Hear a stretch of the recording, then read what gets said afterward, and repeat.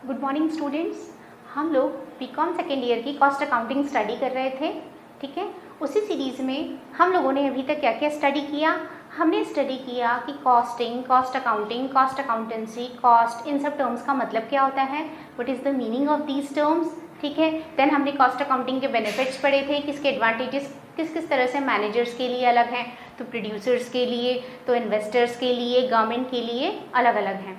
Then उसके बाद अब हम लोग स्टडी करेंगे बच्चों कि किस तरह से हम कॉस्ट अकाउंटिंग के डिफरेंट टाइप्स स्टडी कर सकते हैं। मतलब कहने को जो कॉस्ट अकाउंटिंग है उसकी कितनी तरह से हम उसे स्टडी कर सकते हैं, इसके कौन कौन से टाइप्स हो सकते हैं। देखिए, इसके टाइप्स में सबसे पहले हम बात करते हैं सिस्टम्स की। इसे हम systems, methods, techniques and concepts, in 4 headings में डिवाइड करके स्टडी करते हैं। ठीक है, इसमें सबसे पहले आता है सिस्टम्स। सिस्टम्स मतलब प्रणालियाँ, है ना। सिस्टम्स या प्रणालियाँ क्या होती हैं बेसिकली। देखिए, सिस्टम्स क्या होती हैं जिससे कि आप कॉस्ट को कंट्रोल करने की कोशिश करते हैं। सिस्टम्स का मेन ऑब्जेक्टिव होता है कि कॉस्ट अकाउंटिंग में हम अपना जो भी प्रोडक्शन कर रहे हैं हम उसकी कॉस्ट को कंट्रोल कर सकें। अब आप कहेंगे कि कॉस्ट को एक सिस्टम किस तरह से कंट्रोल करेगा। देखिए, इसके लिए हमारे पास 3 तरह के सिस्टम्स हो सकते हैं। सबसे पहला सिस्टम है हिस्टोरिकल और एक्चुअल कॉस्टिंग, यानी कि ऐतिहासिक या वास्तविक लागत लेखांकन। देखिए बच्चों, नाम से ही समझ आ रहा है, ऐतिहासिक या वास्तविक लागत लेखांकन, यानी कि जिसमें हम कॉस्ट की जो कैलकुलेशन होगी वो एक्चुअल बेसिस पे करेंगे। वास्तव में हमारा जितना खर्चा हो गया, जितनी हमारी लागत आई, उसके बेसिस पर ही हम कॉस्ट डिटरमाइन करेंगे। ठीक है, तो इसे हम बोलते हैं ऐतिहासिक या वास्तविक लागत लेखांकन। यानी कि जब हमारा प्रोडक्शन पूरा हो जाता है तो प्रोडक्शन पूरा हो जाने के बाद उस पर जो जो एक्चुअल में एक्सपेंसेस और जो जो भी एक्चुअल में उसके लिए कॉस्ट आई है, लेबर, मटेरियल एंड ओवरहेड्स, उनका हम टोटल करते हैं और फिर उसके बेसिस पर हम कॉस्ट कैलकुलेट करते हैं। ठीक है, दैट इज हिस्टोरिकल और एक्चुअल कॉस्टिंग। सेकेंड है एस्टिमेटेड कॉस्टिंग, यानी कि अनुमानित लागत लेखांकन। इसके अंदर हम देखते हैं अपने जो पास्ट एक्सपीरियंस हैं, हमने पहले जो भी प्रोडक्शंस किए हैं उसके बेसिस पर देखते हैं कि हमारा पहले कितना कितना एक्सपेंडिचर आया था, हमारा लेबर, मटेरियल, ओवरहेड कितना कितना था, क्या अब उसमें फ्यूचर में कुछ इंक्रीज़ होने की पॉसिबिलिटी है। अगर उसमें कोई ऐसी प्रोबेबिलिटी है कि उसमें कुछ इंक्रीज़ हो सकता है तो हम उसमें उस अकॉर्डिंग ऐड या लेस करके उसको एक एस्टिमेशन बनाते हैं कि हमारी कॉस्ट इस अकॉर्डिंग इतनी होनी चाहिए। ठीक है, फिर उसके अकॉर्डिंग हम प्रोडक्शन करते हैं। अब अगर हमारा एक्चुअल प्रोडक्शन जब होता है तो उसमें हमारी जो कॉस्ट आ रही हैं वो हमारे एस्टिमेशन से कम या ज़्यादा होती हैं, तो फिर हमें डिसीजंस लेने पड़ते हैं। अगर हमारी कॉस्ट हमारे एस्टिमेशन तक है तो कोई प्रॉब्लम नहीं है, हम एफिशिएंसी से काम कर रहे हैं, अपने टारगेट्स अचीव कर रहे हैं। लेकिन अगर हमारी कॉस्ट हमारी जो एस्टिमेशन है उससे ज़्यादा आती है तो फिर हम उसका रिव्यू लेते हैं कि कहाँ कहाँ हमारी कॉस्ट हमारे एस्टिमेशन से ज़्यादा आई है तो उसकी क्या क्या रीज़न्स हैं और हम किस तरह से उसे कंट्रोल कर सकते हैं। ठीक है, जिससे हमारी प्रोडक्टिविटी भी इंक्रीज़ हो प्लस हमारे प्रोडक्ट्स की कॉस्ट कम हो, ताकि हम अपने प्रॉफिट्स जो हमारे रूटीन या नॉर्मल प्रॉफिट्स हैं या डिज़ायर्ड प्रॉफिट्स हैं उन्हें हम अर्न कर सकें। और तीसरा हमारा होता है स्टैंडर्ड कॉस्टिंग, यानी कि प्रमाप लागत लेखांकन। बच्चों, स्टैंडर्ड, किसी भी चीज़ का एक स्टैंडर्ड होता है, आप लोगों ने सुना है स्टैंडर्ड वर्ड। नॉर्मल में आप तो सुनते हैं भाई ये उसका स्टैंडर्ड हाई है, वो ज़्यादा पैसे वाला है एंड सो ऑन। कॉस्टिंग में उसका ये मतलब नहीं होता है। यह स्टैंडर्ड से मतलब होता है कि आप कुछ मानक निर्धारित कर देते हैं, है ना, आप कुछ स्टैंडर्ड डिसाइड कर देते हैं जो नॉर्मल कंडीशंस में, अगर आप नॉर्मल कंडीशंस में इकोनॉमिक और वर्किंग आपकी कंडीशंस नॉर्मल है तो इन नॉर्मल कंडीशंस में आप प्रोडक्शन अगर करते हैं तो उसमें आपकी कितनी कॉस्ट आनी चाहिए, उसके बेसिस पर आप कुछ स्टैंडर्ड्स डिसाइड कर देते हैं। आपका जो भी मैनेजमेंट है, जो भी आपका डिपार्टमेंट है, ठीक है, फिर उसके अकॉर्डिंग आपका प्रोडक्शन किया जाता है। अब अगर आपके प्रोडक्शन पर आपकी एक्चुअल कॉस्ट इस स्टैंडर्ड कॉस्ट से ज़्यादा आती है तो इसे हम कैसे सिचुएशन कहेंगे, ये हमारे लिए अनफेवरेबल यानी एडवर्स सिचुएशन हो जाएगी। अब इसमें फिर हमें ये देखना होगा कि हमारी कॉस्ट हमारे स्टैंडर्ड से ज़्यादा क्यों आई है, वाई डू वी, और अगर ऐसा हुआ है तो फिर हम इस पर किस तरह से कंट्रोल कर सकते हैं। ठीक है, उसे कंट्रोल करने के लिए हम डिफरेंट मेजर्स अडॉप्ट करते हैं। तो इस तरीके से बच्चों हमारे 3 सिस्टम्स हो सकते हैं। कॉस्टिंग में आप कोई भी सिस्टम अडॉप्ट कर सकते हैं, ये आपके बिजनेस की नेचर पर और आपकी जो प्रोडक्शन है उसकी नेचर पर डिपेंड करता है, प्लस आपके मार्केट की कंडीशंस पे। तो इस तरीके से हिस्टोरिकल, एस्टिमेटेड और स्टैंडर्ड 3 तरह के सिस्टम्स यहाँ पर काम करते हैं। सेकेंड चीज़ देखिए, सिस्टम्स के बाद हम बात करते हैं मेथड्स की। मेथड्स यानी रीतियाँ। किसी भी काम को करने का, रीति का मतलब मेथड, तरीका, आप किस तरह से काम करेंगे।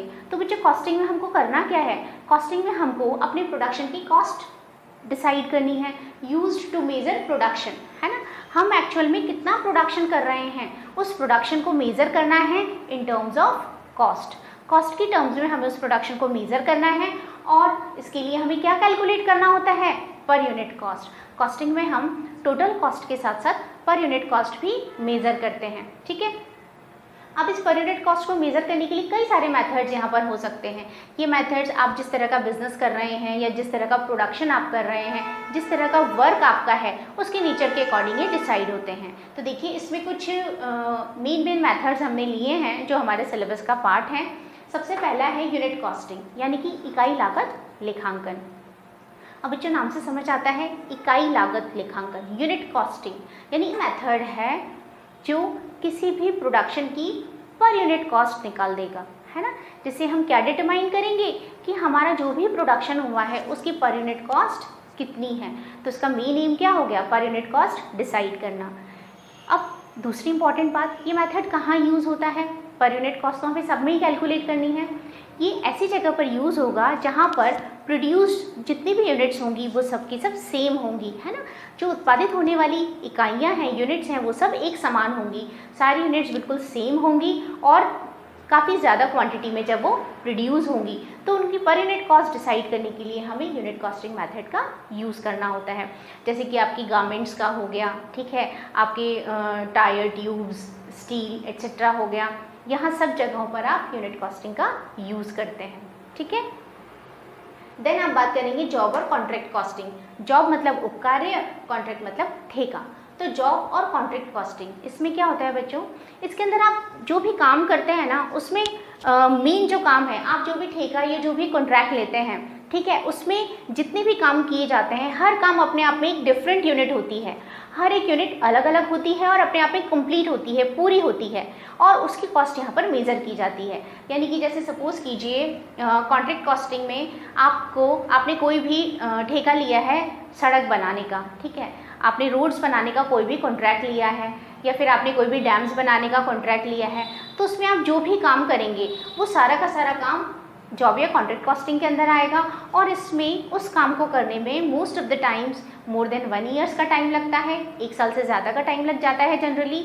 और जो भी इसमें काम किया जाएगा वो अपने आप में पूरी एक कॉन्ट्रैक्ट होगा, वो अपनी एक अलग यूनिट होती है कॉस्ट की और उसी पर हम कॉस्ट डिटरमाइन करते हैं, ठीक है। फिर इस कॉन्ट्रैक्ट कॉस्टिंग में और क्या होता है बच्चों, अगर हमारा जो कॉन्ट्रैक्ट है वो मोर देन 1 ईयर्स में कंप्लीट होता है तो फिर हम इसके अंदर नोशनल प्रॉफिट कैलकुलेट करते हैं और अपना जो भी पूरे ओवरऑल कॉन्ट्रैक्ट का प्रॉफिट होता है उसे हम लास्ट में जाके जब हमारा जॉब कंप्लीट हो जाता है तो फिर फाइनल इसमें प्रॉफिट कैलकुलेट किया जाता है और जो भी आप कॉन्ट्रैक्टी एक्चुअल अमाउंट रिसीव करता है उस अकॉर्डिंग इसमें एंट्रीज की जाती हैं। हम इसका पूरा चैप्टर स्टडी करेंगे आगे फर्दर। देन आता है प्रोसेस कॉस्टिंग यानी कि प्रक्रिया लागत लेखांकन। देखिए बच्चों प्रोसेस का मतलब चलती हुई एक चीज़ जो अनवरत लगातार चल रही है ना। यहाँ प्रोसेस से मतलब है कोई भी ऐसा प्रोडक्शन, कोई भी ऐसी कमोडिटी या ऐसी कोई भी चीज़ उत्पादित करना जो एक से ज़्यादा प्रोसेस से होकर गुजरती है, ठीक है, उसे हम प्रोसेस कॉस्टिंग में स्टडी करते हैं। यानी कि जैसे आप पेट्रोल का प्रोडक्शन करते हैं तो ऐसा नहीं है कि आपने उसमें कुछ केमिकल डाला क्रूड ऑयल में और उससे पेट्रोल बनकर तैयार हो गया, नॉट लाइक दैट, है ना।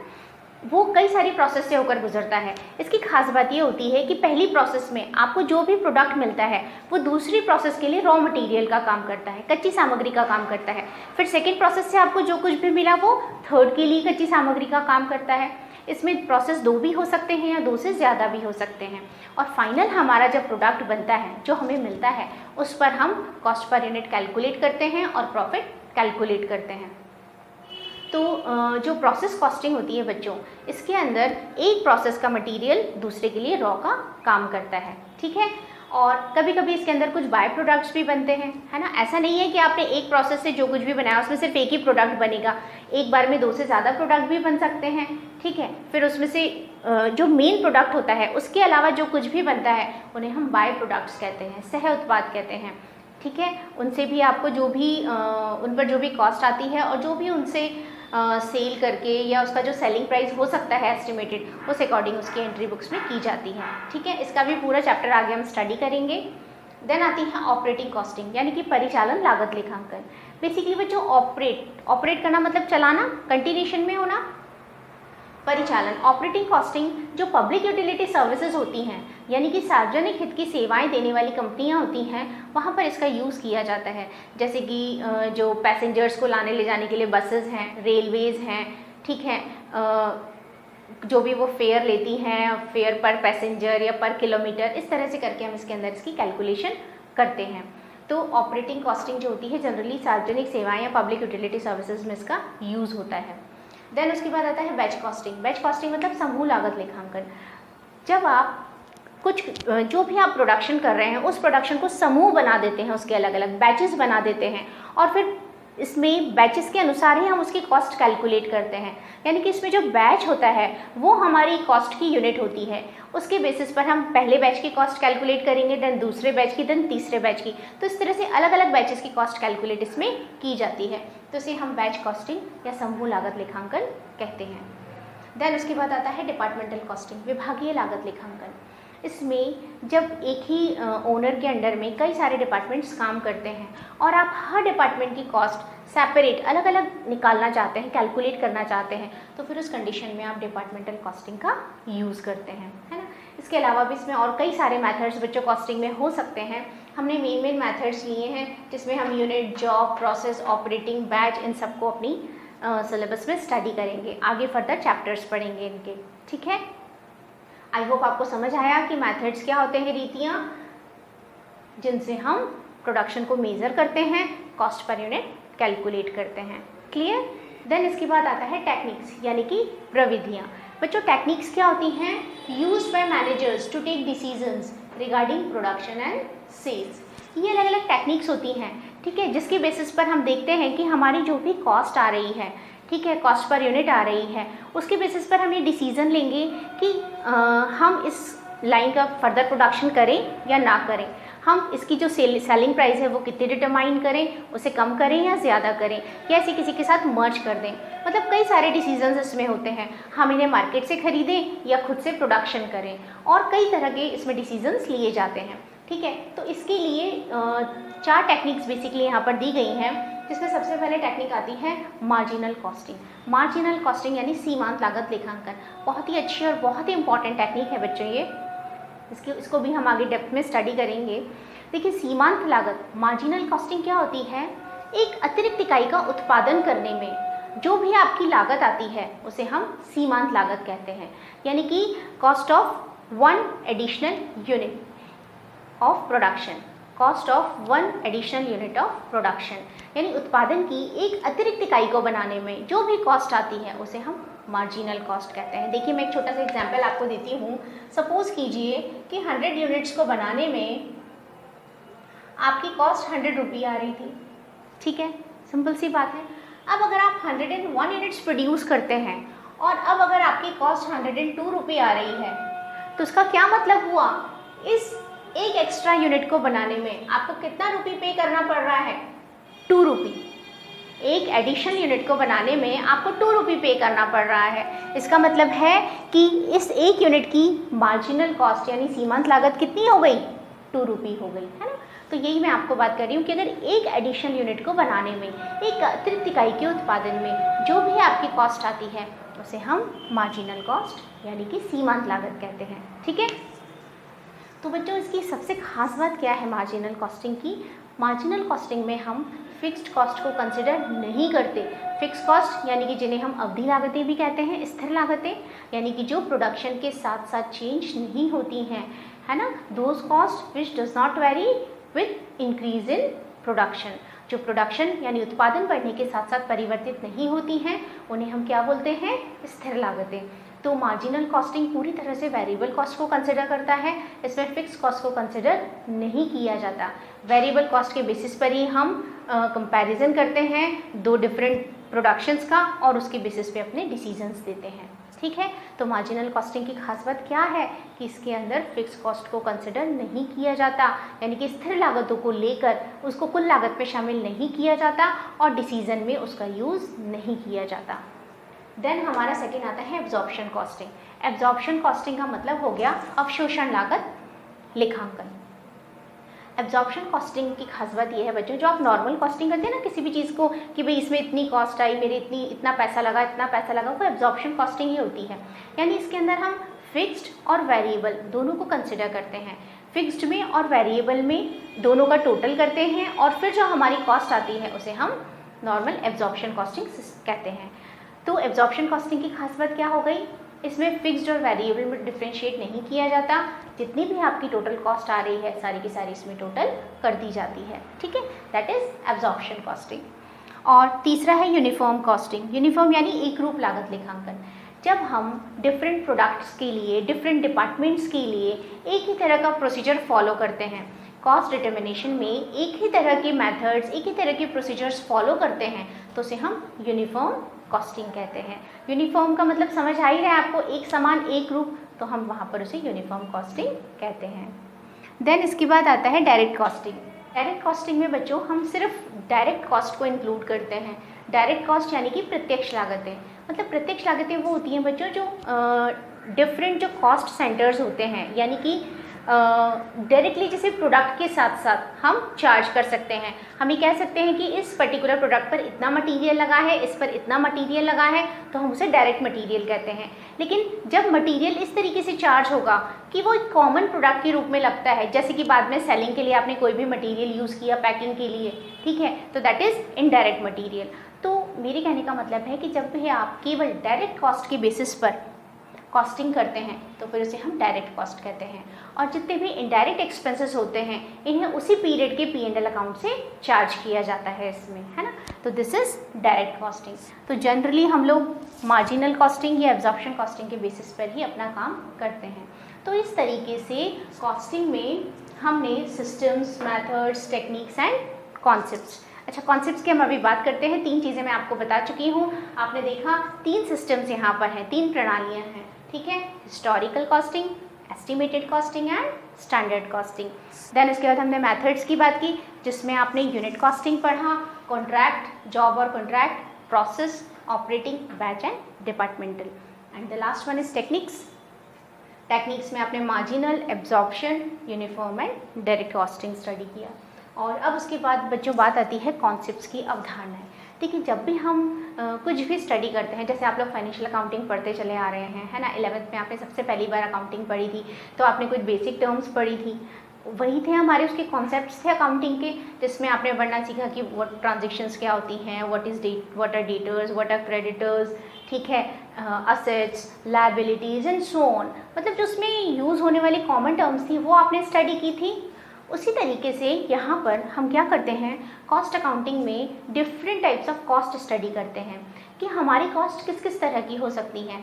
देखिए, कुछ डिसीजन पर बेस्ड कॉस्ट होती हैं, कुछ कॉमन, जैसे कॉन्सेप्ट्स की मैं आपसे बात कर रही हूँ, तो जैसे मार्जिनल कॉस्टिंग क्या होती है ना, फिक्स कॉस्ट क्या होती हैं, वेरिएबल कॉस्ट क्या है। देन उसके अलावा हम बात करते हैं अपॉर्चुनिटी कॉस्ट, यानी कि अवसर लागत क्या होती है, शट डाउन कॉस्ट क्या है, संक कॉस्ट क्या है, डूबत लागतें, आउट ऑफ पॉकेट कॉस्ट क्या होती हैं। तो इस तरीके से कई तरह की कॉस्ट हमारे यहाँ पर होती हैं, ठीक है बच्चों। तो नेक्स्ट लेक्चर में हम स्टडी करेंगे कि हमारे बेसिक कॉन्सेप्ट्स कौन कौन से हैं कॉस्टिंग के, है ना। और साथ ही हम उसमें स्टडी करेंगे कि कॉस्ट सेंटर क्या होता है, हमारी कॉस्ट शीट क्या होती है। कॉस्ट शीट हम बनाते हैं, देन हमारे elements of cost, direct material, indirect material, labour, overhead etcetera, ठीक है। तो आप लोग इतना कंप्लीट कीजिए। नेक्स्ट लेक्चर में हम उसे स्टडी करेंगे और हमारा इंट्रोडक्शन पार्ट कंप्लीट करेंगे। Thank you.